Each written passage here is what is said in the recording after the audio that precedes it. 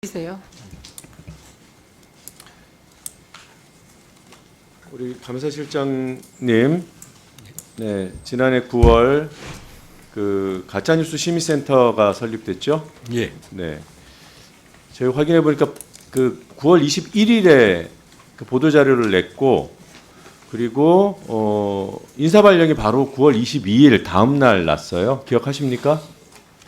보도 자료 나가서 공식적으로 센터 설립한다고 발표하고 바로 다음 날 인사 발령이 났습니다. 이거는 인사 관련 난 날은 22일 정도로 기억합니다. 네, 기억하십니까? 그 센터 설립은 실국장 회의에서 의견을 모아서 했다는 게 유일임 위원장의 국회 답변이거든요. 맞습니까? 시구자 회의를 여럿이 아침에 뭐 특별한 정기회의가 아니라 네. 수시로 모여서 뭐 가짜뉴스든 제가 사무총장 직무 대행이었기 때문에 네. 여러 가지 업무 챙기는 일을 했었습니다. 네, 이거 챙기는 거를 떠나서 뭐 위원장이 하자고 하셨을 테니까 동의하셨는지요? 여러 가지 법률적 검토라든지 네. 임시기구로서 출범이 가능한지 네. 임시기구가 무엇을 해야 되는지 가짜뉴스 개념 뭐냐면 정립이 안 돼 있기 때문에 그러니까 동의하셨어요? 여러 가지의 사항들을 같이 논의했던 걸로 아니, 기억합니다. 논의하고 동의하셨냐고요? 의견을 물었다는 거는 가부에 대해서 동의를 구했을 거 아니에요? 그냥 설명하고 뭐 통보하고 끝난 회의가 있을 수 있고 중요한 고위 간부들한테 의견을 물었을 수 있고 국회 답변은 실국장 회의에서 의견을 모았다 이렇게 답을 했어요. 위원장님은 위증인가요? 그거를 의견을 모았다고 말씀하실 수도 있을 것 같은데 저희는 여러 가지 사안에 대해서 논의했습니다. 오케이. 죄송합니다. 예. 알겠습니다. 예. 그 우리 실장님께서 그 당시 직무대행께서는 동의하신 건 아니고요. 말 표현이 좀 그러니까 특별한 의견은 안 내셨다. 아니 동의했으면 했고 아니면 아니고 의견이 없었으면 없었죠. 뭐 왜 이렇게 답을 못 그 하십니까? 관해서 가짜뉴스 센터에 관해서 여러 가지 상황이나 어떤 것 점검들을 다 했고 네. 그에 대한 필요성은 공감한 걸로 보이죠. 동의라는 가 공감과 공감하셨어요? 표현이니까 여러 맞습니다. 네, 공감하셨어요? 그러니까 그렇다고 봅니다.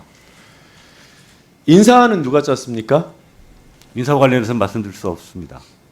아니 그걸 인사권자는 위원장이실 거고요. 그렇죠?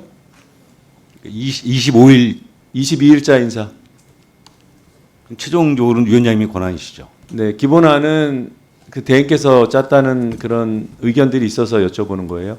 인사 관련해서는 말씀드리기가 어려운 상황이라고 생각합니다. 아닌 건 아니고요. 예? 안 하셨으면 안 하셨다고 답할 것 같아서 여쭤보는 거예요. 알겠습니다. 그 센터 지금 어떻게 됐죠?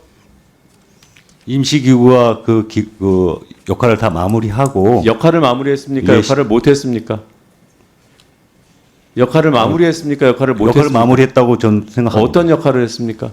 그거는 제가 감사실장이었기 때문에 그것에 대해서 전 개인적으로 마무리했다고 보여집니다. 네, 게시글 하나만 띄워주십시오.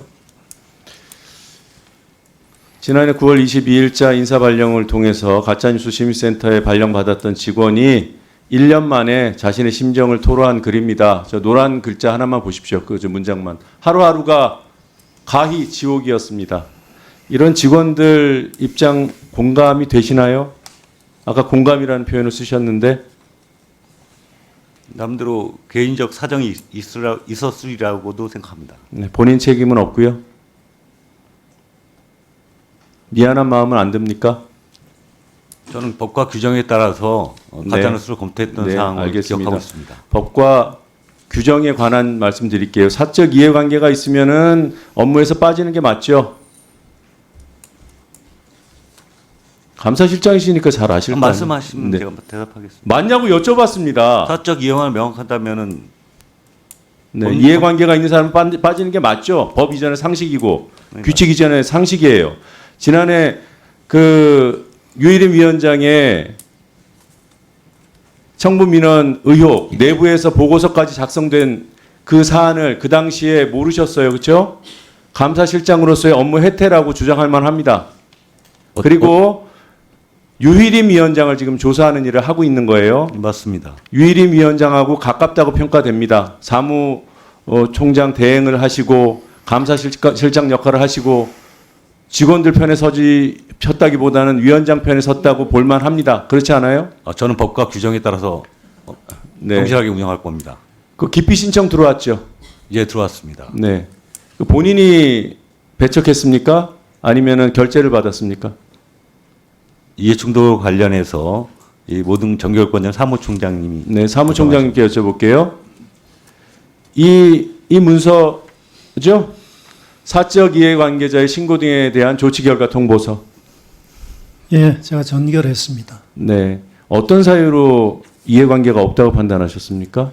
우선 공직 관련 법에 따르면 이해충돌 방지 담당관은 위원장이 공공기관 내 소속 직원을 하게 돼 있고요.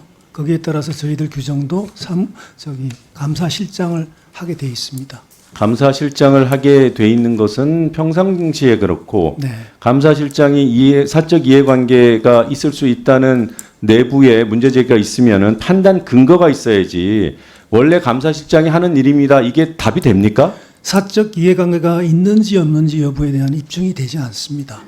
그러니까 없다고 판단하신 거죠? 이해관계가? 입증이 되지 않다고 판단한 겁니다.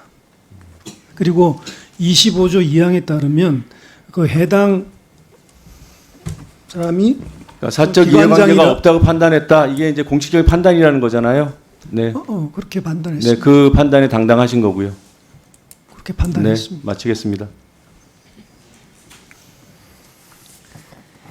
그 탁동삼 위원이 인사불이익을 받아서 직제도 없는 위원으로 자천된 게 2월입니다. 맞습니까?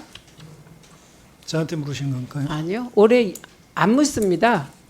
총장님은 보니까 본인도 말씀하셨지만 내부 사정을 잘 모르시는 것으로 보였습니다. 그냥 본인에게 그거 답변만 해주십시오. 2월 맞습니까?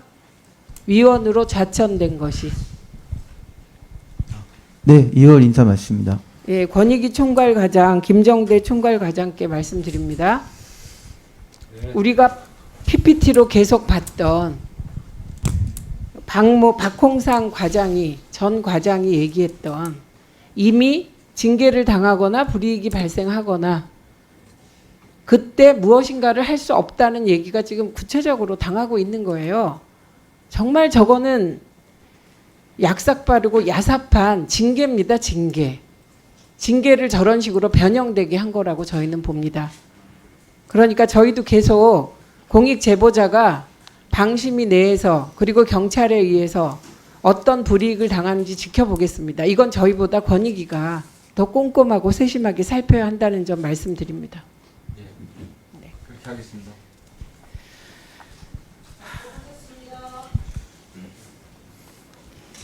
오늘 준비한 안건을 모두 마무리하